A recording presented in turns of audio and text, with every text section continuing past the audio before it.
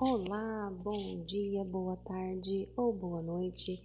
Seja qual for o horário que você estiver assistindo esse vídeo, seja muito bem-vindo.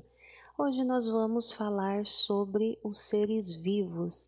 Na aula anterior, nós falamos sobre as características dos seres vivos e agora nós vamos falar sobre a unidade funcional, o que formam os seres vivos. O objeto de conhecimento dessa aula, então, é a célula como a unidade da vida. Nós vamos falar sobre célula animal, célula vegetal, célula procarionte, eucarionte. E a habilidade que se espera para essa aula é explicar a organização básica das células e o seu papel como unidade estrutural e funcional dos seres vivos. Então, observem aí no seu material de estudo, esse assunto está relacionado à nossa APC de maio, a célula como a unidade da vida. Então, se nós vamos falar sobre o ser vivo, deixa uma perguntinha. O que define um ser vivo? Qual será a definição? O que um ser vivo tem, o que ele não tem, por que ele é considerado um ser vivo ou por que não é considerado ser vivo? Esse bichinho aqui é uma anta, é um ser vivo. Aqui nós temos uma abelha, que também é um ser vivo e é totalmente diferente de uma anta. E a abelha está em uma flor, que também é um ser vivo e que é diferente da abelha e da anta. Aqui nós temos uma árvore, uma bela árvore, um ipê roxo lindo. Também é um ser vivo e é diferente dos demais seres vivos. E aqui no canto superior nós temos uma ariranha, um bichinho muito bravo, considerado a onça da água, né? Ela também é um ser vivo e é diferente de todos os outros. Então, o que eles têm em comum? Que todos eles são seres vivos e têm tantas diferenças. Vimos na aula anterior que as características dos seres vivos, algumas delas, por exemplo, a composição química, química deles é formado por carbono, hidrogênio, oxigênio e nitrogênio. Então, essa composição química os seres vivos têm em comum. O metabolismo, o que é o metabolismo? São reações químicas que acontecem dentro daquele organismo vivo que vai construir ou degradar substâncias. Isso é metabolismo e acontece nos seres vivos. A reprodução, o que é a reprodução? A reprodução está relacionada à função dos seres vivos de produzirem descendentes para dar continuidade à sua espécie. Outra característica comum também dos seres vivos é a evolução, que é o processo de mudança e adaptação dos seres vivos às modificações ocorridas no meio ambiente com o passar do tempo, né? Lembrando que esse processo de evolução demora muito tempo para acontecer, não é de um momento para o outro. Outra característica que os seres vivos têm em comum é a célula. A célula, aqui podemos ver um exemplo da célula. Célula, ela é minúscula, microscópica, é a unidade básica de constituição dos seres vivos. A gente pode comparar as células como os tijolos de uma casa. Para construir uma casa, precisamos de vários tijolos. Então, para construir um organismo, um ser vivo, precisam de várias células. E as células, elas existem de vários tamanhos, de várias formas, têm várias funções. A teoria celular afirma que todos os seres vivos são formados por células. Atualmente, essa teoria parece óbvia, mas foi somente a partir de 1663, com o estudo de Robert Hooke, que foi possível ter o conhecimento sobre célula. Depois de Robert Hooke, também Anthony Leeuwenhoek merece destaque nos estudos de células, porque ele observou protozoários, bactérias, entre outras células. E aí, esses estudos deram origem, deram base, suporte para a teoria celular, que afirma que todos os seres vivos são formados por célula. Então, existem vários tipos de célula, como eu disse anteriormente. Aqui é um exemplo de uma célula animal. É uma imagem ilustrativa. Então, a gente consegue observar aqui o formato dela e dentro tem várias outras coisas.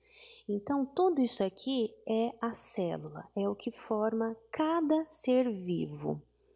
E dentro das células tem outras estruturas que são chamadas de organelas. Essas organelas, cada uma tem a sua função específica dentro da célula. É como se fossem os órgãos do nosso corpo. O nosso corpo, uma unidade, e dentro do nosso corpo nós temos vários órgãos com as suas funções. Temos os órgãos do sistema digestório, temos órgãos do sistema excretor e assim por diante. A célula é a mesma coisa, ela tem uma organela responsável pela digestão, ela tem uma organela responsável pela excreção. Célula animal vai compor os animais, né? Então, todos os animais, todos os seres vivos que fazem parte do reino animal é formado por esse tipo de célula.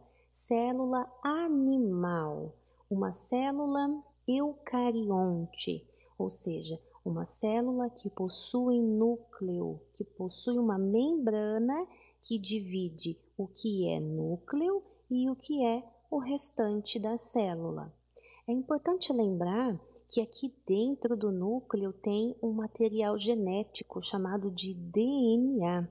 O DNA é aquele código que diz que tem impresso toda a característica daquele ser vivo. Então esse aqui é um cervo do Pantanal, lindo, ele tem todas essas características, por quê? Porque o DNA disse que essas características é do cervo. Se aqui fosse uma ariranha, que a gente também encontra no Pantanal, no DNA teria todas as características de uma ariranha, tá?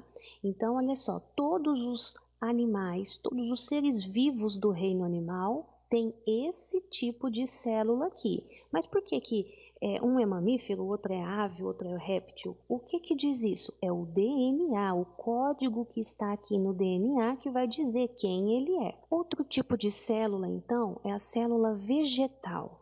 Então, observe aqui.